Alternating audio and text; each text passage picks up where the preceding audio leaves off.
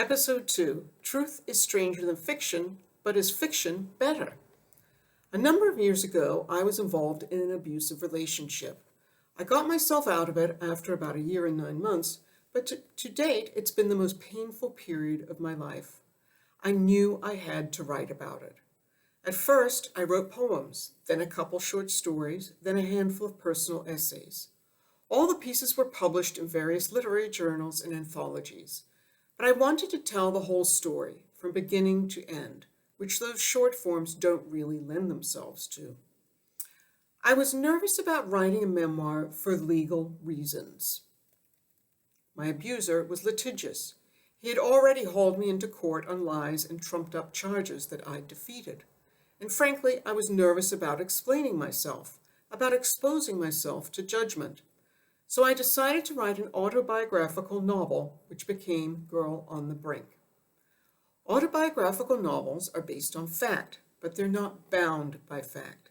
They run the gamut from basically the true as it happened story with a few changes thrown in, to one that simply includes several incidents or people from the writer's life, and of course, everything in between. Some would even argue that all novels are derived from the novelist's own experience and thus are in some sense autobiographical. Novels are often the safest option for telling our stories. For the writer, they give us emotional distance, so it's not quite as painful a process. And they may give us more protection from blowback from real people because fiction is a great disguise.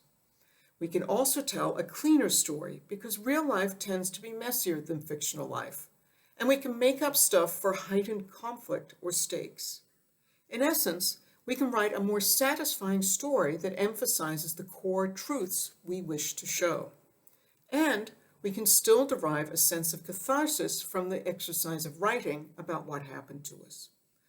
The trade-off, however, is that sometimes novels, even based on a true story ones, don't carry the weight of a true story, and they have to be plausible.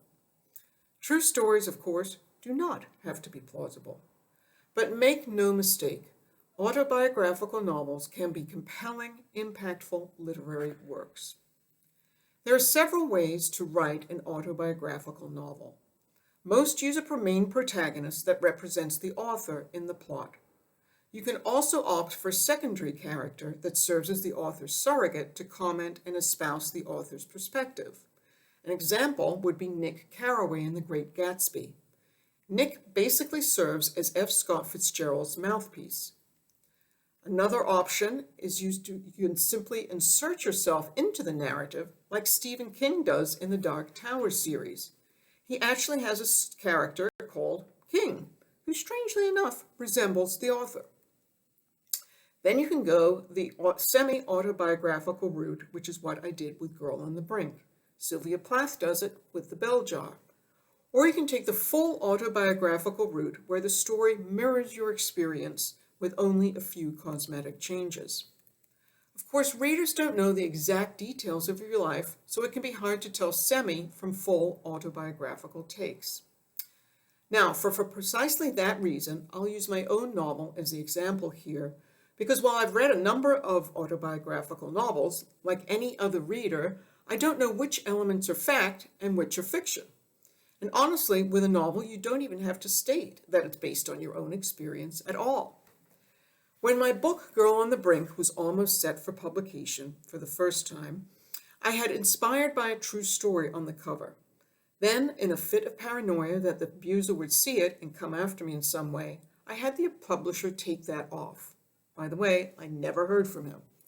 So for the second edition, I left inspired by a true story on the cover. I do think it helps market the book because it establishes my bona fides for writing about this topic. Now, there are several things to keep in mind when writing a novel based on a truth. As a publishing attorney advised me, the furthest you can get the story away from the truth, assuming it's a negative truth, the better. At the bare minimum, you have to change identifying characteristics of the people in the story, the location, where it happened, the time period, when it happened, the age, occupation, and physical looks of your character, plus anything uniquely identifying to them. Physical characteristics, such as a birthmark or a distinctive mannerism, or their circumstances.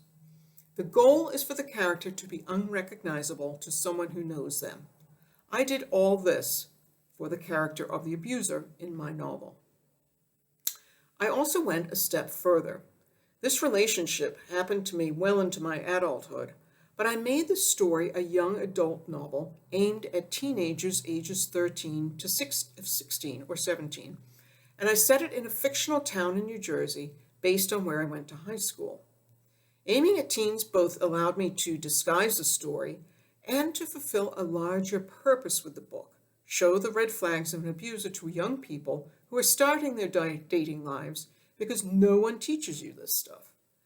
The book was also published 7 years after my last interaction with the abuser, so now I had the benefit of a good period of time. If he did come at me with something, I could say, "How do you know it wasn't someone after you?" Although the narrator was based on myself, a red-haired reporter at a local newspaper, I made her a high school senior, 17 years old, and I made the antagonist 19. I also used my parents' divorce when I was a senior in high school as the backdrop for the novel, and the reason why the protagonist easily falls for the abusive guy. Her mother is depressed and zombified on prescription pills. I got the idea for that from my own mother, who did take Valium at that time, but unlike the fictional mom, my mother was never get out of the bathroom depressed. I amped it up to better serve the plot. I even included my father's affair with another woman. As I said, novels can still be cathartic. I also included this pit that I knew some kids in high school had dug in the woods as a place to party, as a key plot element, and a lake in the mountains that was another popular party spot way back when. Meanwhile, I was able to pick and choose elements of my own story to illustrate the progression of the relationship, and I made up a lot of incidents to show the escalation of physical abuse, strengthen the plot, and add suspense. Much of the dialogue, and of course the emotional heart of the story, is absolutely true. I wrote my book in first person because most YA books are in first person present tense, but you can also opt to write it in third person, or even from another character's point of view, to give yourself even more emotional distance from the subject matter if you need to. Another advantage of novelizing your story, you can write the what-if version, the events that may have happened if you'd made a different decision. You can then explore those consequences, either negative or positive, which can be really interesting. In my novel, I had the main character's dad say at the end that he was proud and happy to be her father. Now, my father never said anything like that to me, but I wish he had, so I included it, even though it sounded a little Pollyanna-ish. It made a neat ending to that subplot. The key to writing an autobiographical novel is that you should have a flair for storytelling, a penchant for writing fiction.